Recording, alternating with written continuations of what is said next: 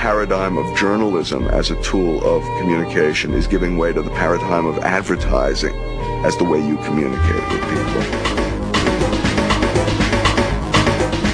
Well, yeah, Journalism 190 is a number, of course, for a class that we call Introduction to Mass Media. It was a small class at the very beginning, intended only for the department, and then became a general university requirement, mainly because people today aren't very literate about how media really function. Some of the social and cultural consequences that a lot of scholars are blaming problems on mass media. We're talking about things like, why is our society so violent? Why are we so materialistic?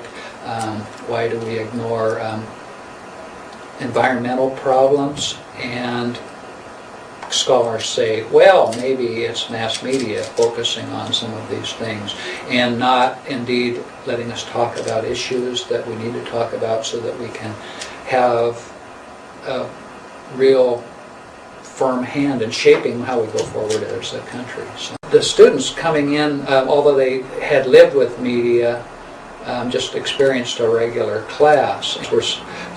Students learn not only from hearing and seeing, but they also learn from being able to express their own ideas about these things. And you can't do that in a traditional lecture. So I think the most important thing that has happened because of the digital age has been that we've been able to have students communicate with each other in what I call online discussion groups.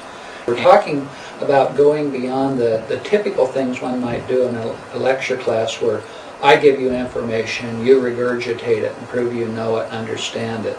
So deep reflective thinking is what online discussion, they've got a week to post one entry, and they think about it. They might think about it for hours or days and then post their response because they know that they too then may be responded to. So the web has allowed me to teach a class of 110 and hand out, well, in a good quarter, only maybe one piece of paper.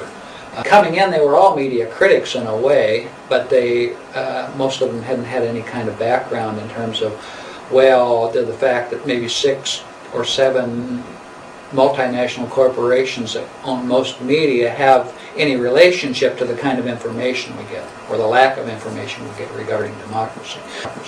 So over time, the method of instruction has changed. I've always wanted students to come out of the class feeling they have learned something, hopefully a lot, and I always challenge them on the last day to make a difference, to go forward and make a difference in their lives, and they do that. Now,